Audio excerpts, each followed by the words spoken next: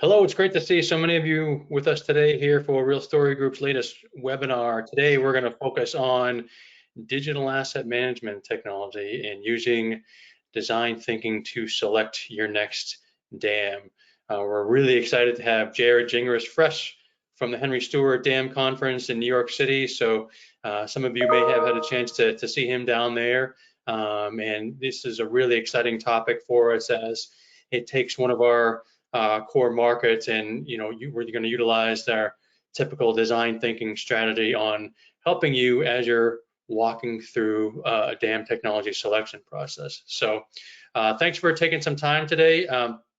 Just for a quick housekeeping note, we will have the slides available for this presentation within the next few days, and then a recording of this will be available to our subscribers as well in your subscriber library. So I see a number of subscribers, but I also see a number of new names on the list today. So thank you very much for joining us for the first time. And for those of you who aren't familiar with Real Story Group, we really try to simplify the ways in which you can engage with us, right? So as Jarrod has listed here, we have 3 different offerings that we have available that you can take advantage of. So if, for example, you're on this webinar because you're thinking, hey, we need to get a new dam vendor and we need to get one fairly quickly, well, the first option that we have there, vendor selection advisory, is right for you because you can get access to our research on the vendors in this space, but also get some advisory time with Jarrod and the rest of our team to help get you to that right short list and ultimately select the vendor that's going to be the right fit for what it is that you're trying to do. For those of you that are thinking a little bit more holistically about your MarTech stacks, maybe it's yourself or maybe it's one of your colleagues, but we do have an offering where you can actually subscribe to all of the research that we have available. So not just DAM, but web content management, CDPs, marketing automation, etc. And then get a larger bucket of advisory hours to help you as you're making those critical investments in your marketing solutions, both for this year and beyond. So that's available to you. And then we have a select number of our customers who have joined our Stack Leadership Council, which meets 4 or 5 times per year, including our next meeting, which is next month in McLean, Virginia, and we'd be happy to share more information with you about that. So if any of these are of interest to you, you can always reach out to us, and Jarrod will have all the coordinates after today's meeting to reach out to us. So again, for those new to Real Story Group, we're different than your traditional analyst firm, right? We've been at this for over 22 years now, and what our customers love to tell us is that we really take a pull no punches, no BS approach to telling you what the vendors do well, but more importantly, what they don't do so well. And why it's like that is because we never work for these vendors that we cover. Okay, so we don't speak at their conferences or write white papers for them. Our job is to give you that real story about each of these vendors, and we're not going to sugarcoat anything, and we're not going to give them any additional praise because they subscribe to our research or anything like that. So we just want to make you aware that this is very unbiased research and advice that you're going to be getting from us today. Jarrod and Tony, our founder, Tony Byrne, both co-wrote a book a few years ago, and some of that philosophy is going to be really prevalent in today's webinar, as it's a design thinking approach to selecting technology. So if you ever want to take a look at that, let us know, and we can get you some information to download an ebook version of that book.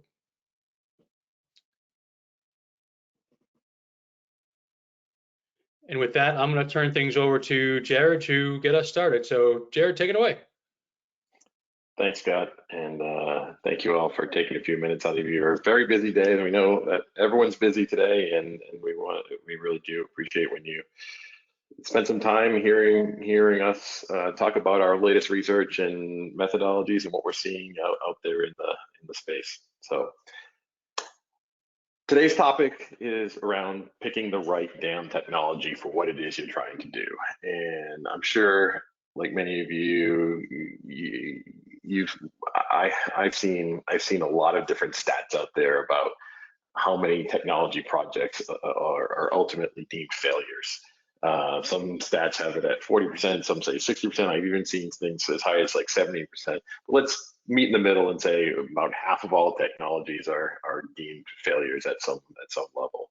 And why is that?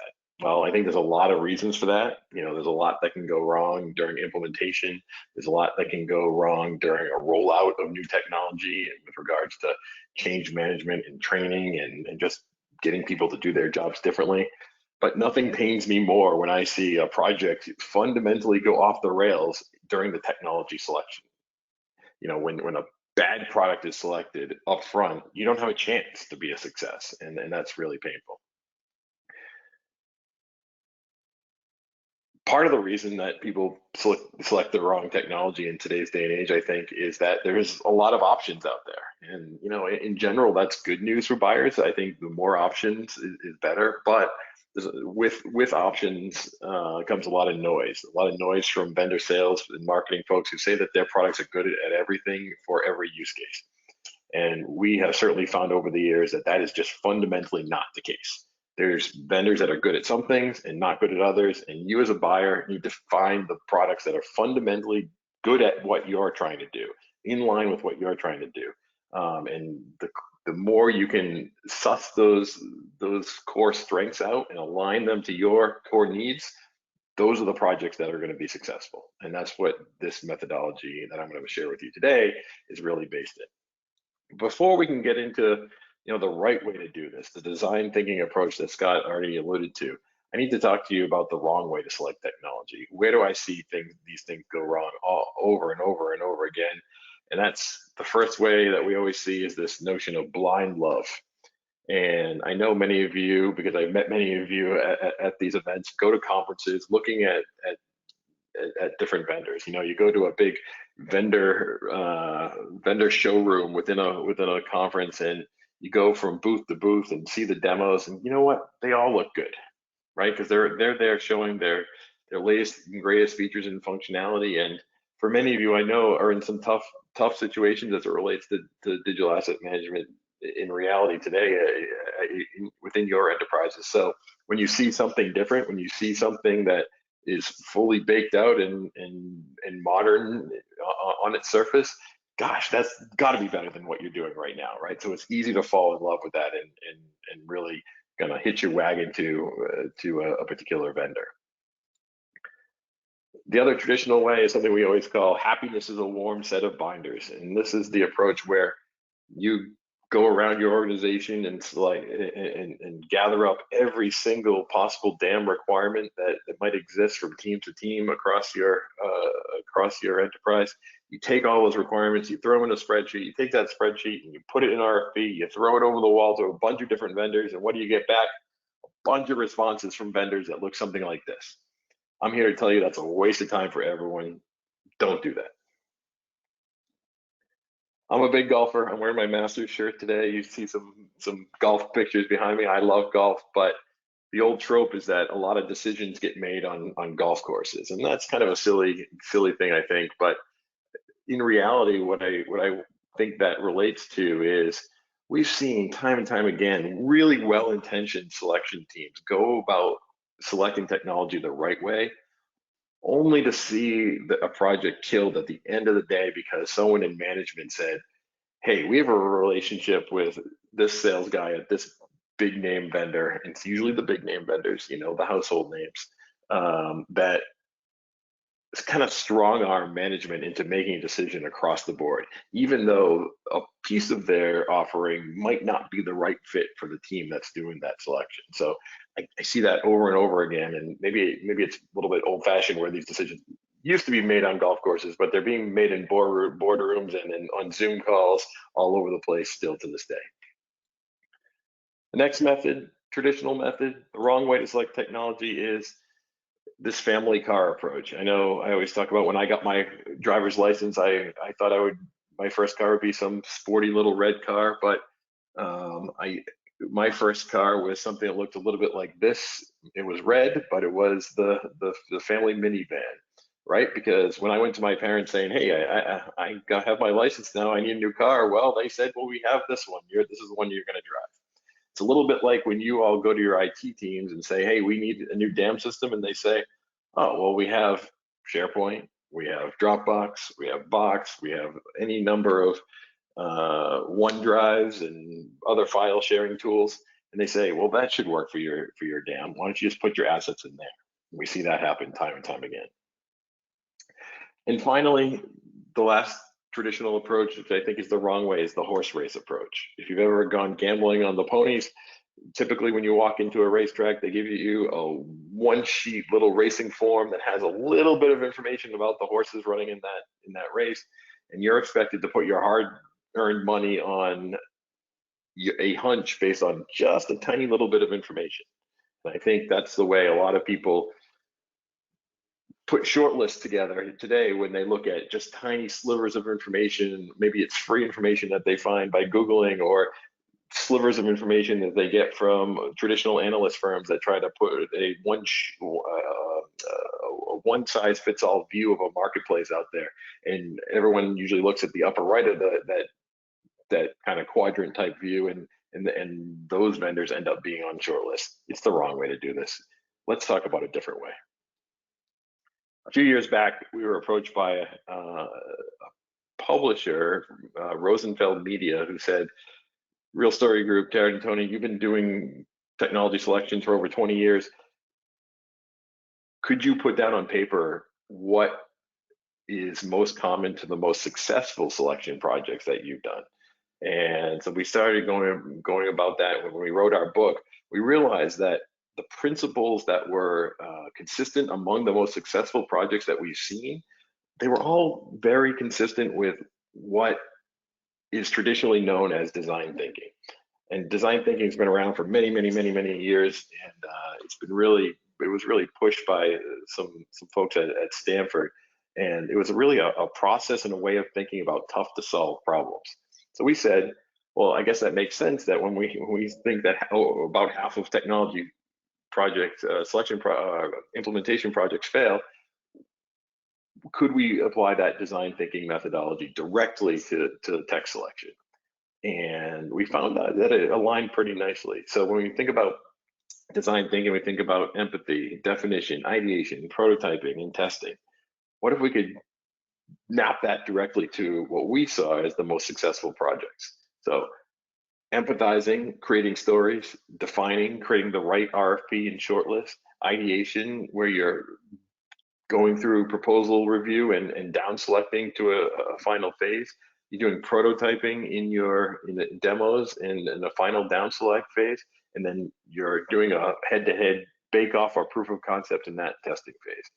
The key here is that if you do this right, you've created a process that's business focused, it's team-based, it's empirical or testable, it's iterative, and it's adaptive as you go along. It's not like designing the system up front and prescribing one way of doing this.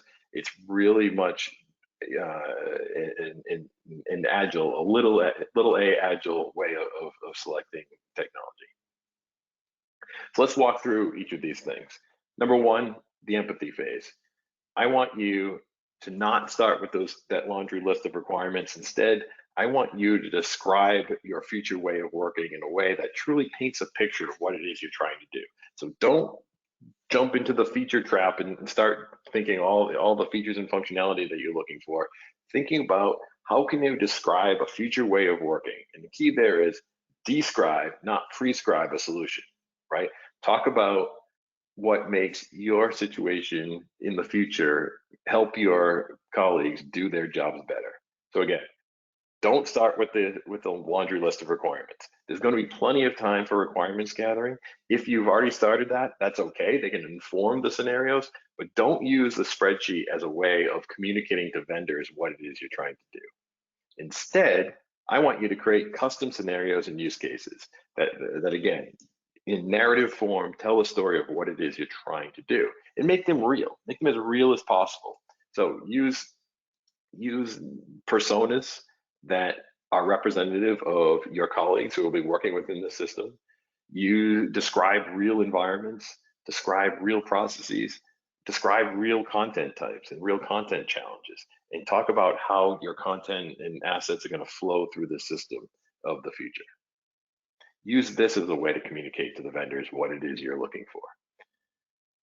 we hear all the time from the vendors who are on the other side of these RFPs that are scenario based, and they say, gosh, we really like when we get those kind of RFPs, because we can stop guessing if this is the right fit for us. We can quickly identify, yes, we should bid on this project because our solution can meet the needs of the organization looking to bring us in. Next, in the definition phase, I want you to really do your homework.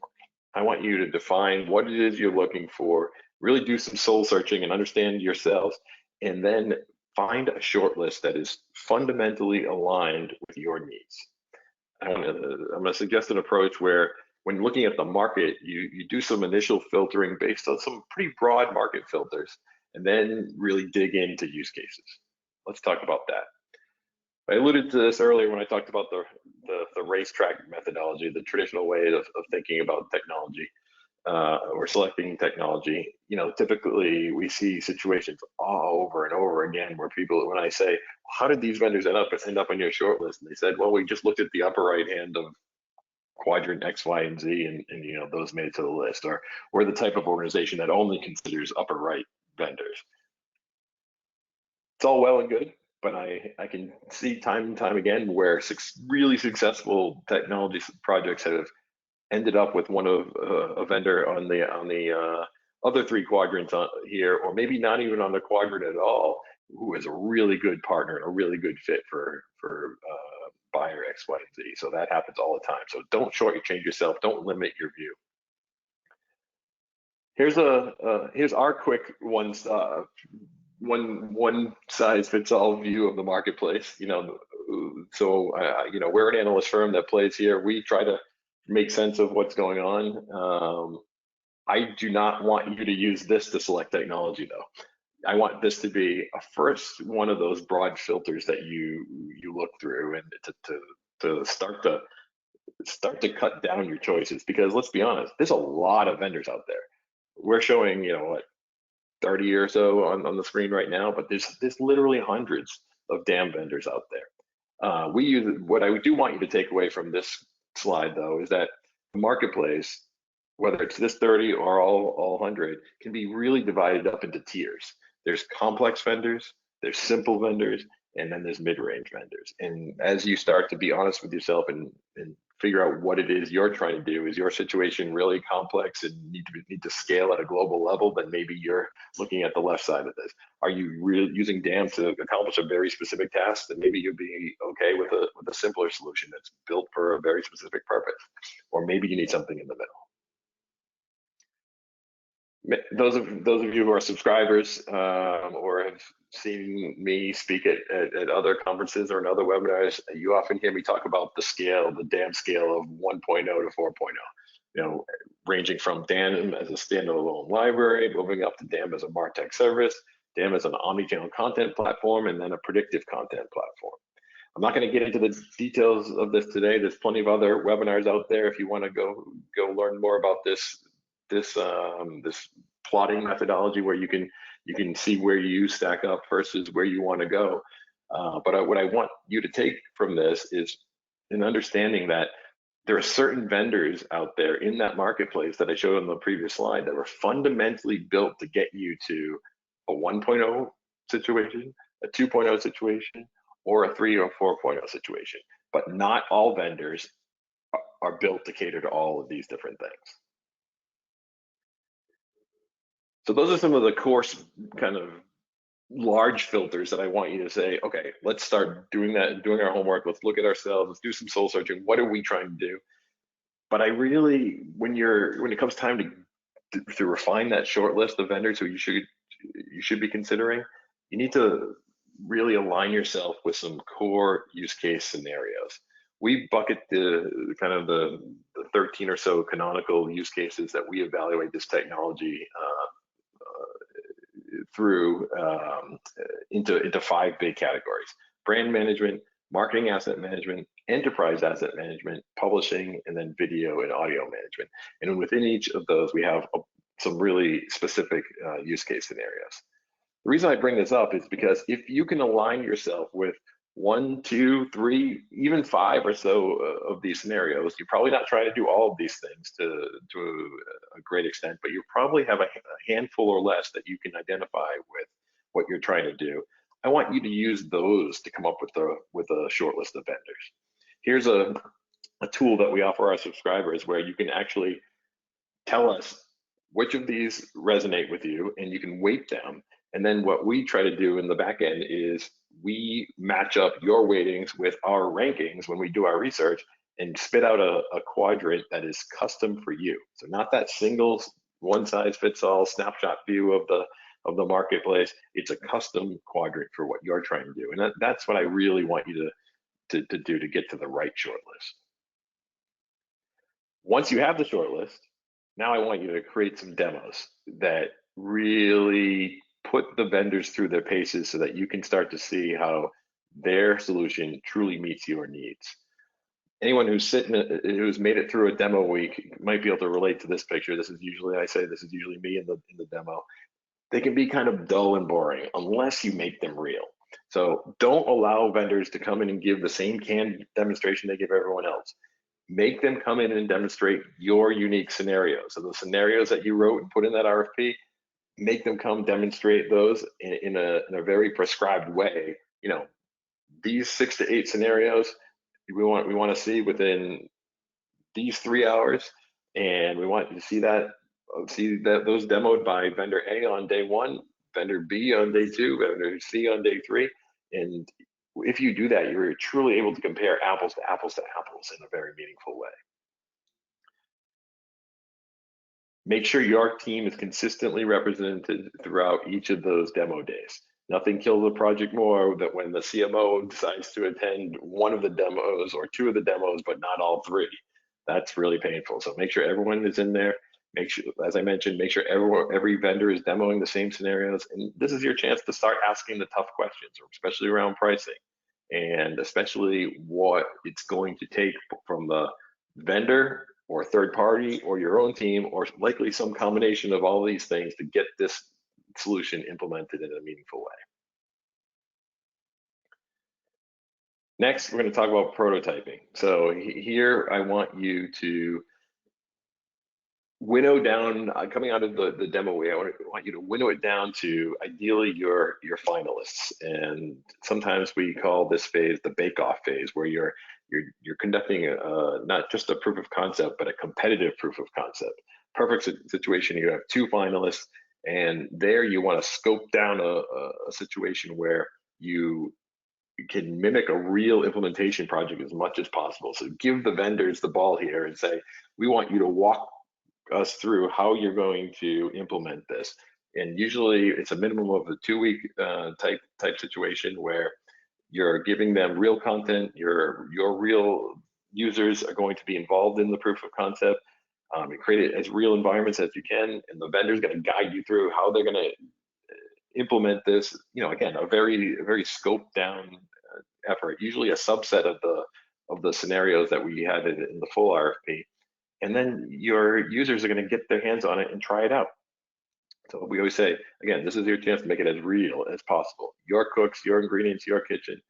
This can be resource intensive. I know it's a lot of work, especially when you're dealing with multiple vendors and your selection team is trying to keep the lights on and do their day jobs while they put the vendors through their paces. But the most successful implementation or selection projects that we've seen are the ones that spent a lot of time at the bake-off phase. They went through the paces and they really did their due diligence. This is your chance to not just see a demo up on a screen. This is your chance to actually use these systems, and that's really meaningful.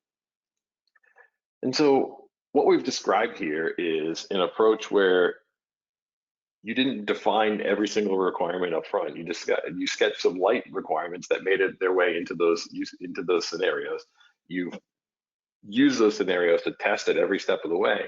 But as you go through this, you can tweak those scenarios and because this is not just a learning exercise for the vendor, it's a learning exercise for your team as well. For some of you, you're doing DAM for the first time and you're seeing the possibilities of these vendors, and you say, oh, we would never even have thought of working like that if we hadn't seen this approach. So you can kind of adjust these scenarios as you go along, and you keep refining, keep winnowing down until you get to a decision.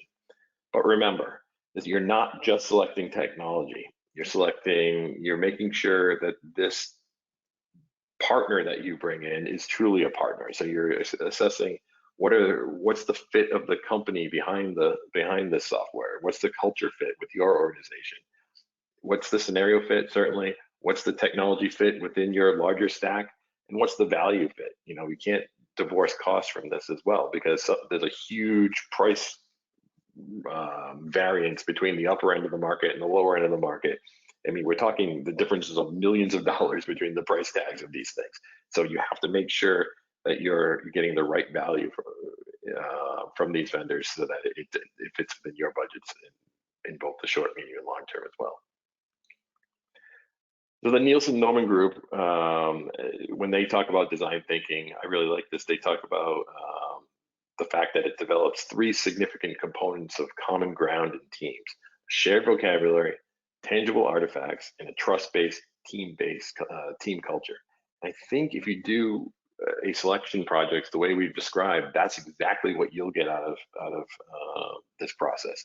You have a shared vocabulary in terms of those scenarios. Everyone's speaking the same language. Everyone understands what it is you're buying and the benefits to the organization. You're not just thinking about your 10 lines on that spreadsheet and trying to figure out what that even means as it relates to the department next to you or the department across the world. When you get to the scenario approach, everyone truly gets it as what it is you're all trying to do, and you're all pulling on the same rope. Tangible artifacts. You're going to see you're going to get some really tangible proofs of concepts and sandbox environments that you'll be able to get your hands on. Your teams will actually be able to work within these tools and see what it's like to use these systems before you buy. And because you're involving so many people in this process, and you're getting having a lot of back and forth between the vendors and third parties and your own teams, a culture emerges that is really based in trust. It's not this opaque thing that one organization is going out to find some technology and impose it on the rest of the organization. You're really involving people at every step of the way. So if you could kind of depict what a traditional approach might look like versus an iterative test-based approach, traditional way is to spend so much more time on requirements up front, spend a bit of time on RFP proposals and demos, and then you kick off a project and do some spec building and then a big bang implementation. What I'm suggesting is a more iterative and test-based, so spend a little bit less time on requirements up front, more time writing those scenarios. Create a situation where you spend a lot of time building the RFP proposals, demos, and more time on the bake-off, certainly. And then transition into a live pilot phase and phase implementation. It's a logical transition into a more agile approach. Jacob Nielsen from the Nielsen-Norman Group has a quote that says, "A wonderful interface solving the wrong problem will fail." And we here at Real Story Group think wonderful technology solving the wrong problem will fail. So I think there's a lot to be learned from that.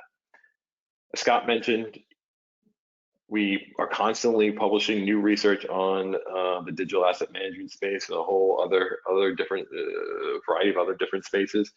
Largely, we were talking about DAM today, but this methodology works for a whole slew of other technology spaces as well. We've even used this methodology to help some of our clients select agencies of record. So it's a test-based methodology that works for putting people and technology through their paces and making sure that you're finding a fit for what it is you're trying to do. If anyone's interested in the book, the research, feel free to reach out. We'll be happy to hook you up with the right way to get access to this stuff and have more conversations as to how we can help you getting to the next phase of your DAM journey.